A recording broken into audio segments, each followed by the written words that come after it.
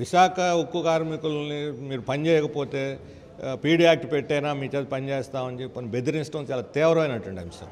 శ్రమ చేసి కార్మికులు ఉత్పత్తి చేస్తున్న వాళ్ళని గౌరవించకుండా వాళ్ళ వల్లే నష్టం వచ్చిందని ఆరోపించడం ఇది అన్యాయం విషయం. ఇంత తెలుగుదేశం టీఎన్టీయూసీ ఉంది, వాళ్ళ పల్లా శ్రీనివాసరావు దాని గౌరవాధ్యక్షుడు, ఇప్పుడు గుర్తింపు సంఘానికి ఆయన గౌరవాధ్యక్షుడు. మరి కార్మికులు పనిచేస్తారు, వాళ్ళ అధికారంలో ప్రతిపక్షంలో ఉన్నప్పుడు దీని మీద ఆందోళన చేశారు, పల్లా శ్రీనివాసరావు నిరాదీక్ష చేశాడు. ఆ రోజు కార్మికులు పనిచేస్తున్నారు, పని చేయలేదు, కనపడలేదా?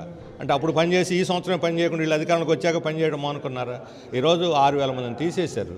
వాళ్ళకి సిబ్బంది లేరు, రా మెటీరియల్ లేదు, ఇన్వెస్ట్మెంట్ లేదు, ఏమీ లేకుండా మీరు ప్రొడక్టివిటీ బేస్డ్గా పనిచేస్తేనే మేము జీతాలు ఇస్తామని జీవో నిన్న తీసుకొచ్చి పెట్టేస్తే ఏమైనా మంత్రం వేస్తారా? వాళ్ళ దగ్గర ఏమన్నా చింతకాయలు రాలుతాయి? ఎట్లా రాలుతాయి?